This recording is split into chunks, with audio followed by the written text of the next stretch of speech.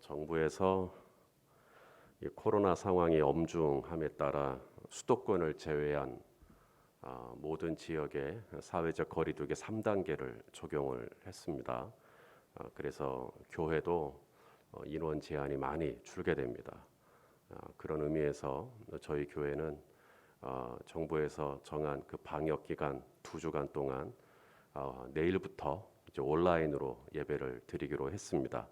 그래서 내일 새벽부터는 현장에 나오실 수 없고 유튜브를 통해서 5시에 녹화된 설교 말씀을 송출하도록 하겠습니다. 그렇게 해서 새벽 기도회를 참여해 주시면 감사하겠습니다. 내일부터 8월 8일까지 8월 8일이 8월 둘째 주일이더라고요. 그때까지는 저희가 이제 온라인으로 예배를 드리도록 할 테니까 또 정부의 방역 지침을 또 잘 따라 주시고 또 함께 기도해 주시고, 사실 이 광주 쪽은 코로나 상황이 조금 나아졌었어요. 한 자리 숫자까지도 떨어지기도 했었고, 그래서 좀 더 그 2주간이 지나고 난 다음에는 좀 더 상황이 좀 나아지지 않겠나 하는 저 개인적인 희망을 가지고 있지만, 계속해서 기도하면서 2주간이 지나고 난 다음에는 거리두기 단계도 좀 낮아지고 다시 이렇게 현장에서 모일 수 있는 그런 계기가 되었으면 좋겠다는 바람을 가져봅니다. 휴가철 기간인데 아무쪼록 우리 성도님들 늘 출입이 안전하시기를 바라겠고, 이 기간 동안 코로나 상황 속에서도 늘 하시는 모든 일들이 평안하시기를 주님의 이름으로 축원합니다. 자, 오늘 함께 나눌 말씀의 제목은 성도는 왜 말씀을 듣는가입니다. 오늘 새벽에 우리 성도님들이 이 자리에 나온 이유도, 그리고 지금 또 유튜브로 또 온라인으로 지금 27곳에서 함께 하시는 이유도 하나님의 말씀을 듣기 위해서죠. 하나님의 말씀은 아무나 듣는 거 아닙니다. 요한복음 10장 27절에 보면 오직 내 양이 내 음성을 듣는다. 오직 하나님의 양이 하나님의 말씀을 듣는 거예요. 세상은 뭔가를 판단하고 결정할 때 자신이 알고 있는 것과 그리고 자신이 경험한 것을 기반으로 하여 판단을 내리죠. 하지만 성도는 다릅니다. 성도는 세상 사람 모두가 다 오른쪽으로 가도 주님이 왼쪽으로 가라 하면 왼쪽으로 가는 사람입니다. 주님이 말씀하시면 나아가고 주님 뜻이 아니면 멈춰서는 사람이 성도입니다. 그래서 성도는 항상 뭔가를 결정할 때 하나님의 말씀을 기반으로 결정을 합니다. 그래서 하나님이 뭐라고 말씀하시느냐가 굉장히 중요한 성도에게 가치인 것이죠. 그래서 오늘 저는 이사야 말씀을 중심으로 두 가지를 말씀을 나누려고 하는데, 첫째는 하나님의 말씀을, 성도가 하나님의 말씀을 듣는데 어떻게 하나님의 말씀을 듣는가, 이것은 자세에 대한 이야기입니다. 하나님의 말씀을 듣는 태도, 하나님의 말씀을 듣는 자세에 대해서도 오늘 말씀하시거든요. 그 다음 또 하나는 왜 하나님의 말씀을 듣는가, 성도는 왜 그렇게 하나님의 말씀을 쫓아가려고 하는가, 이 두 가지를 놓고 말씀을 나누려고 합니다. 자, 먼저 하나님의 말씀을 어떻게 들어야 하는가를 나누겠습니다. 이 말씀이 중요한 이유가 있습니다. 하나님의 말씀을 듣는 자세나 태도를 이제 말씀을 드릴 건데, 이것은 이사야 선지자가 제안한 하나님의 말씀을 들을 때는 이렇게 들으십시오 하는 말씀이 아닙니다. 이사야 선지자의 제안이 아니라 하나님께서 이사야를 통해 너희는 나의 말을 이렇게 들어라라고 하나님이 직접 말씀해 주신 말씀을 받는 태도입니다. 그러므로 지금 나누고자 하는 이 하나님의 말씀을 받는 자세는 저 손희선 목사 개인의 의견이 아니라 하나님께서 직접 하나님의 말씀을 받을 때는 이렇게 들어라라고 하셨기 때문에 굉장히 진지하게 우리가 이 말씀을 경청해야 합니다. 자, 세 가지인데요. 첫째는 하나님께서 당신의 말씀을 받을 때, 당신의 말씀을 들을 때 공동체로 함께 말씀을 받을 것을 말씀하십니다. 자, 오늘 본문 14절 말씀을 보시면 우리 한번 읽어볼까요? 시작. 너희는 다 모여 들어라. 나 여호와가 사랑하는 자는 나의 기뻐하는 뜻을 바벨론에 행하리니 그의 팔이 갈대아인에게 임할 것이라. 그들 중에 누가 이 일들을 알게 하였느냐. 자, 어떻게 들으라? 다 같이 모여서 지금 온라인으로도 모이고 오프라인으로도 모이고 지금 하나님이 말씀하신 겁니다. 이사야가 말씀한 게 아니라 하나님께서 너희는 다 모여서 내 말을 들어라. 물론 하나님은 개인적으로도 말씀하실 수 있죠. 아브라함이 모리아 산에 있을 때 하나님께서 아브라함아 아브라함아 개인적으로 부르시죠. 모세가 시내산에 있을 때도 모세야 하고 하나님께서 시내산에서 말씀하시죠. 사무엘 선지자도 성전에 있을 때 사무엘아 사무엘아 말씀하시죠. 하나님은 얼마든지 개인적으로 말씀하실 수 있는 하나님이십니다. 우리 성도님들이 골방에서 기도하다가 묵상하다가 하나님의 음성을 들었다. 저 그 부인하지 않습니다. 분명히 들으셨을 겁니다. 그런데 하나님은 개인적으로만 말씀하시는 분이 아니십니다. 하나님은 공동체로 다 모여서 다 같이 모였을 때 지금 하나님의 음성을 들어라라고 말씀하시죠. 그래서 우리 성도님들은 설교 말씀을 받을 때 저 손희선 목사 개인의 말씀으로 받는 게 아니라 하나님의 말씀을 받을 때 다 같이 모여서 지금 하나님이 저 부족하지만 손희선 목사를 통해 오늘 나에게 주시는 말씀이 뭔가 이런 마음으로 오늘 말씀 듣고 있는 줄로 압니다. 그래서 하나님께서 다 같이 모여서 지금 내 말을 들어라. 교회로 들어라. 공동체로 들어라라고 말씀하시는 것이죠. 자, 민수기 11장 29절을 보시면 모세가 이런 얘기를 합니다. 우리 한번 읽어볼까요? 시작. 모세가 그에게 이르되 내가 나를 두고 쉬게 하느냐. 여호와께서 영을 모든 백성에게 주사 다 선지자가 되게 하시기를 원하느니라. 예, 한 사람 한 사람이 아니라 다 선지자가 되는 거예요. 다 하나님, 선지자는 하나님 말씀 듣는 사람이잖아요. 그래서 개인적으로만 말씀을 듣는 게 아니라 다 선지자가 되는, 다 하나님의 말씀을 듣는, 이것을 우리 하나님이 참 기뻐하신다라는 것을 우리가 알게 됩니다. 그다음 두 번째, 하나님의 말씀을 들을 때는 어떻게 들어야 되냐면요, 멀찍이 듣지 말고 가까이 와서 들어라. 하나님이 직접 말씀하신 겁니다. 자, 오늘 본문 16절 말씀입니다. 읽어볼까요? 시작. 너희는 내게 가까이 나와 이것을 들으라. 내가 처음부터 비밀히 말하지 아니하였나니 그것이 있을 때부터 내가 거기에 있었노라 하셨느니라. 이제는 주 여호와께서 나와 그의 영을 보내셨느니라. 예, 물리적인 거리만을 의미하는 건 아닙니다. 가까이 와서 들어라. 이것은 어떤 자세, 마음의 태도, 마음의 중심을 이야기하는 것이죠. 하나님의 말씀을 들을 때는 가까이 와서 들어라. 우리 잠언에 있는 말씀도 한번 볼까요? 잠언 8장 34절입니다. 시작. 누구든지 내게 들으며 날마다 내 문 곁에서 기다리며 또 문설주 옆에서 기다리는 자는 복이 있나니. 날마다 하나님의 음성을 듣는 자가 복이 있는데 하나님의 음성을 들으려면 어디 있어야 돼요? 문 곁에, 문설주 옆에. 멀리 있으면 안 됩니다. 가까이 나와라. 그래야 하나님의 음성을 들을 수가 있다. 이것은 이사야 선지자가 제안한 게 아니라 하나님께서 직접 말씀하신 겁니다. 너희는 내게 가까이 나와서 내 말을 들어라. 그다음 세 번째, 하나님께서는 당신의 말씀을 어떻게 들으라고 말씀하시냐면 주의를 기울여서 경청을 할 것을 말씀하십니다. 자, 우리 18절 말씀을 같이 한번 볼까요? 시작. 내가 나의 명령에 주의하였더라면 내 평강이 강과 같았겠고 내 공의가 바다 물결 같았을 것이며. 그러니까 하나님의 말씀을 들을 때는 어떻게 들어야 돼요? 초집중을 해야 돼요. 주의하여 들어라라고 말씀하시죠.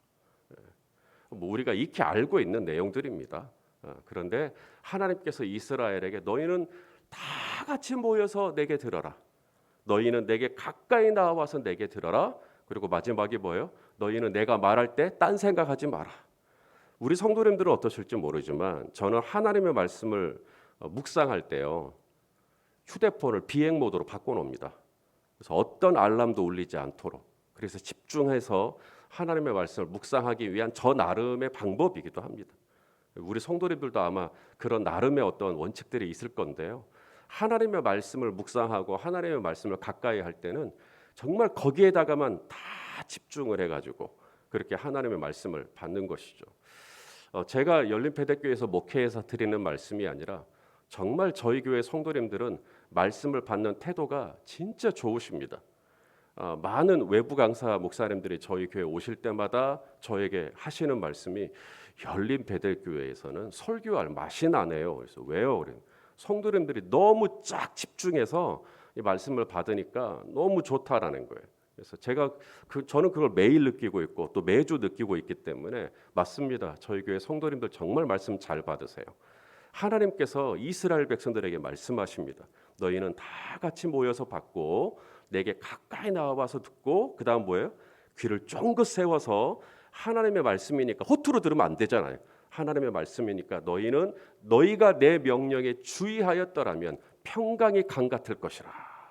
하나님의 말씀을 그렇게 쫙 집중해서 받는 그런 은혜가 앞으로도 계속 이어지기를 주님의 이름으로 축원합니다.